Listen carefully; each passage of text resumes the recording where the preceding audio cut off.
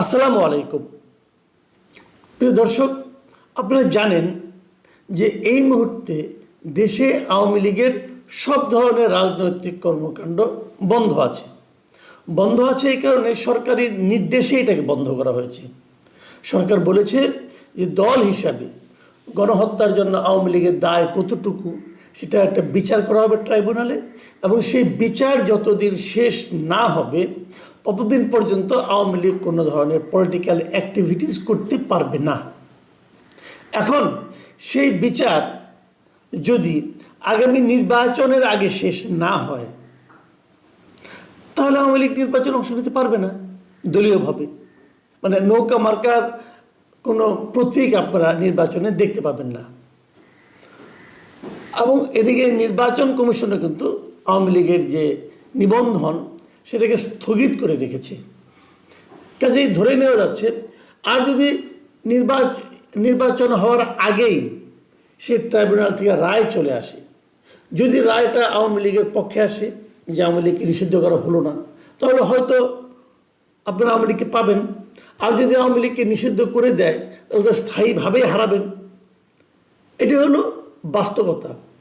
বর্তমান নির্দলীয় অন্তর্বর্তীকালীন সরকারের এই হচ্ছে রাজনৈতিক অবস্থান।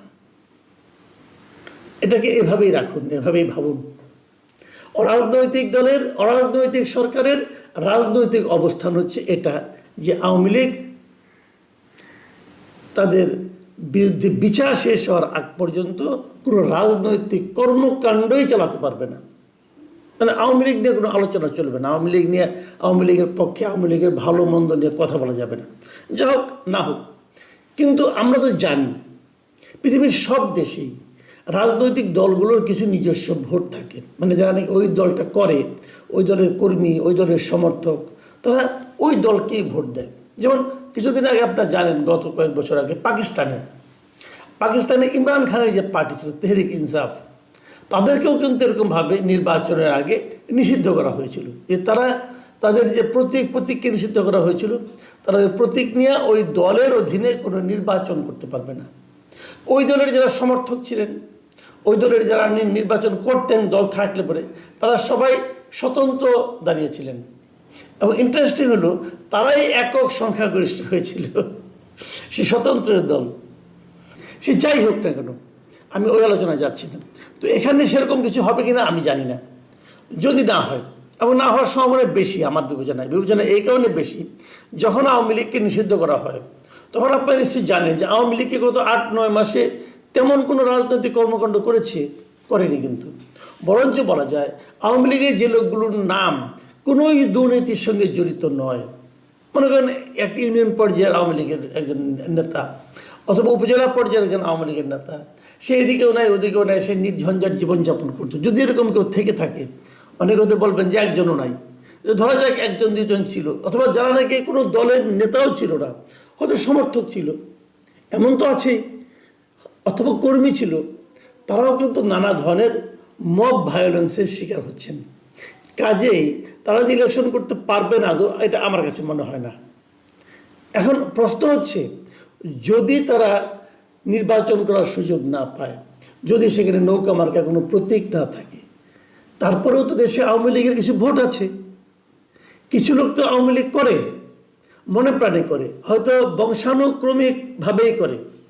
তার দাদাও আওয়ামী লীগ করতো, বাবাও আওয়ামী লীগ করতো, এরকম কিন্তু আছে। ওগুলিকে আমরা আওয়ামী পরিবার হিসেবেই চিনি। এরকম বিএনপির কিছু পরিবার আছে, জামাত ইসলামের কিছু পরিবার আছে, এটা থাকবে। তো সেই লোকগুলি কোথায় ভোট দিবে?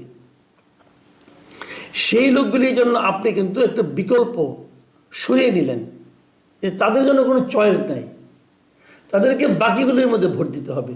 তারা কোথায় দেবে ভোটটা? এই প্রশ্নটা আমাকে অনেকেই করেছেন, আমি নিজেও আমাকে করেছি। তো আমি খুব ভালো জবাব পাইনি। আমি কিছু পেয়েছি, বাট আমি বুঝতে পারছিলাম না এই জবাবটাই সঠিক কিনা। তো যে কারণে ঠিক 7 দিন আগে আজকে থেকে আমি একটা জরিপের ব্যবস্থা করেছিলাম আমার এই চ্যানেলে। এখন অনেকে বলবেন যে তোমার চ্যানেল তো ভাই এরকম, তোমার চ্যানেলে তো ওই ধরনের লোক যে হুমড়ি খেয়ে পড়ছে। হতে পারে, আমার তো কিছু করার নাই। আমি তো কাউকে জিয়াফত করেও নিয়ে আসি নাই, গুরু জবাই দিয়ে নিয়েও আসি নাই, যে এখানে একটা ওপেন, আপনি যদি আসেন আপনিও তো আমার এখানে আসতে পারেন, ভোট দিতে পারেন, কোনো সমস্যা নেই। এবং ভোট দেওয়াটা খুবই সহজ। সহজ বললাম কেন, এই জরিপে বাংলাদেশে একটা জরিপ কত লোকে ভোট দেয়, আমার এই জরিপে ৭৮,০০০ মানুষ ভোট দিয়েছেন। ৭৮,০০০ ৭৮,০০০ মানুষের অপিনিয়নটা আপনাদেরকে আমি একটু পড়ে শোনাতে চাই। এবং এই ৭৮,০০০ ভোটের মধ্যে ২,০০০ লোক এখানে কমেন্ট করেছেন, মানে ওনারা লিখেছেন, মন্তব্য লিখেছেন। আমি সেই ২,০০০ থেকে বেছে বেছে গোটা ১০-১৫টা আমি কমেন্টও আপনাদেরকে একটু পড়ে শোনাতে চাই। ওগুলো পড়তে চাই এই কারণে যে ওটা শুনলে পরে আপনারা বুঝতে পারবেন যে আসলে মানুষের ভাবনা চিন্তাটা কী ধরনের। আমি চেষ্টা করেছি সব ধরনের মতামত নেওয়ার জন্য। আমি আগে জরিপের রেজাল্ট আপনাকে বলি এবং জরিপে আমি কী প্রশ্ন করেছিলাম সেটাও বলি। আমার প্রশ্ন ছিল এরকম: সরকার আওয়ামী লীগের কর্মকাণ্ড নিষিদ্ধ করেছে, এখন এটা নিশ্চিত আগামী নির্বাচনে আওয়ামী লীগ অংশ নিতে পারবে না, সেক্ষেত্রে আওয়ামী লীগের ভোট কোন দিকে যাবে? Simple question. কিন্তু আমার অপশন ছিল এনসিপির দিকে যাবে, নাকি বিএনপির বাক্সে যাবে, জামায়াতের বাক্সে যাবে।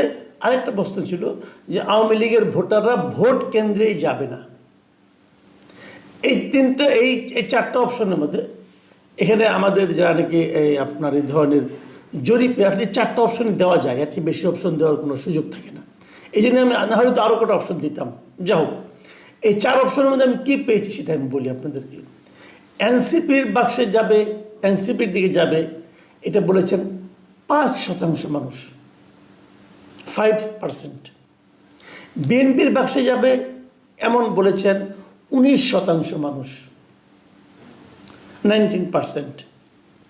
জামায়াতের বাক্সে যাবে এটা বলেছেন 6% মানুষ, মানে 6%। আর আওয়ামী লীগের ভোটাররা ভোট কেন্দ্রেই যাবে না এটা বলেছেন 70% মানুষ, মানে 70%। আমার কাছে এখানে সবচেয়ে যেটা ইন্টারেস্টিং লেগেছে সেটা আমি বলি। আওয়ামী লীগের লোকেরা ভোট কেন্দ্রে যাবে না এটা আমিও ভেবেছিলাম যে তারা যাবে না। কেন যাবে? এবং যদি আওয়ামী লীগের 70% লোক যদি ভোট কেন্দ্রে না যায়, আমাদের এই নির্বাচনী ব্যবস্থা সংস্কারের যে এটা আছে, যে সুপারিশ বলা আছে, সেখানে কিন্তু বলা হয়েছে যে যদি কোনো জায়গায় 40%-এর কম ভোট পড়ে তাহলে সেই নির্বাচনটা আবার নির্বাচন করতে হবে। আমার কেন যেন ধারণা যদি আওয়ামী লীগের কেউ না যায় ভোট কেন্দ্রে তাহলে এই শতাংশ মাঝে মাঝে এরকম কয়েকটা জায়গায় কিন্তু এরকম ঘটনা ঘটতেও পারে। আমি জানি না কি ঘটবে, তবে আমার কেন যেন আশঙ্কা হচ্ছে। যাই হোক, যেটা বলছিলাম, যে জিনিসটা আমাদের সবচেয়ে ইন্টারেস্টিং মনে হচ্ছে সেটা আমি একটু বলি। আপনারা লক্ষ্য করুন, আমরা সারা জীবন শুনে এসেছি আওয়ামী লীগ আর যাই করুক তারা জামাতের সঙ্গে কখনো যাবে না। জামাতের সঙ্গে আওয়ামী লীগের একটা মৌলিক বিরোধ আছে, কিন্তু আওয়ামী লীগ কখনোই জামাতে ভোট দিবে না, এটাই আমার সারা জীবনের ধারণা ছিল। এখন এখানে দেখলাম যে 6% লোক বলছে তারা জামাতকে ভোট দিবে যদি তারা আওয়ামী লীগকে ভোট দিতে না পারে। মজার ব্যাপার হলো এনসিপি এখানে ইয়াং জেনারেশন আছে এবং এখানে ছাত্রলীগেরও সাবেক কিছু নেতাকর্মী আছেন, তাদের এখানে ভোট যাচ্ছে মাত্র 5%। কারণটা কি? কারণটা হলো আওয়ামী লীগকে যে নিষিদ্ধকরণ, কর্মকাণ্ড নিষিদ্ধকরণ, এর পেছনে তারা সম্ভবত এই এনসিপিকেই 1 নম্বর ভিলেন হিসাবে দায়ী করছে। যে কারণে এনসিপি কেউ ভোট দিবে বলে তারা মনে করে না। এটার কিন্তু আরও পরবর্তী দীর্ঘমেয়াদে আরও প্রতিক্রিয়া হতে পারে, সে আলোচনা আজকের জন্য না। আমি এখন বরং যে 2000 লোক এখানে মন্তব্য লিখেছেন সেখান থেকে কয়েকটা মন্তব্য আপনাদেরকে পড়ে শোনাই।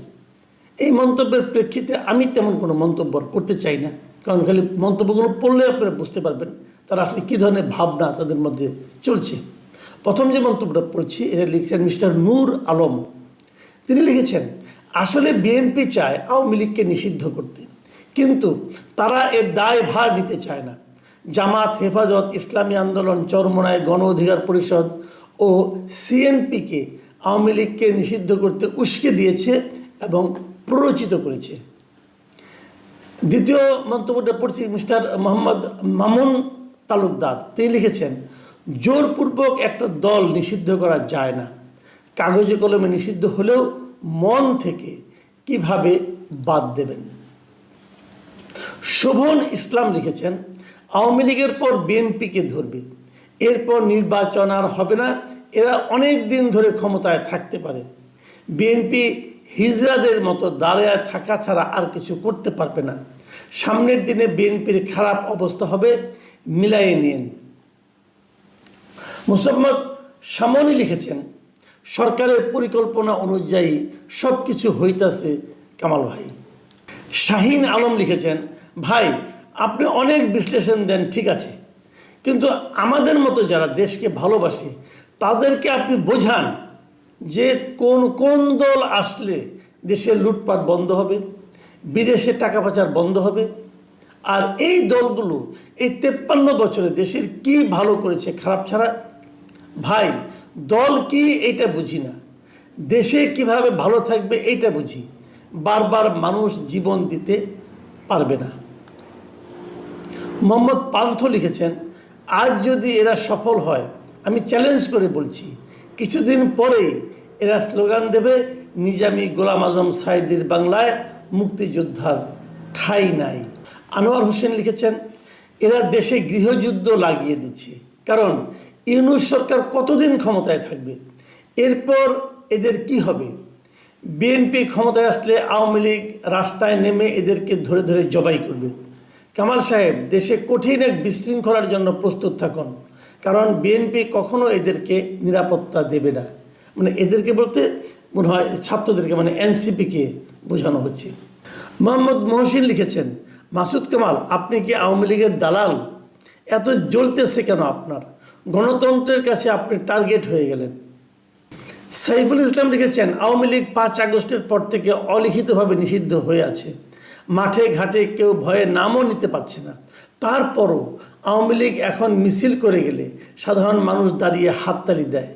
এই 8 মাসে এটাই আওয়ামী লীগের অর্জন। আরও কিছুদিন সময় নিন, আরও অনেক কিছুই দেখতে পাবেন ইনশাল্লাহ।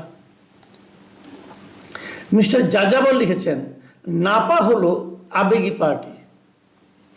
আওয়ামী লীগ যে প্রক্রিয়ায় জামাতকে নিষিদ্ধ করেছিল, জামায়াতেরও একটা খায়েশ হলো সেম প্রক্রিয়ায় আওয়ামী লীগকে নিষিদ্ধ করার।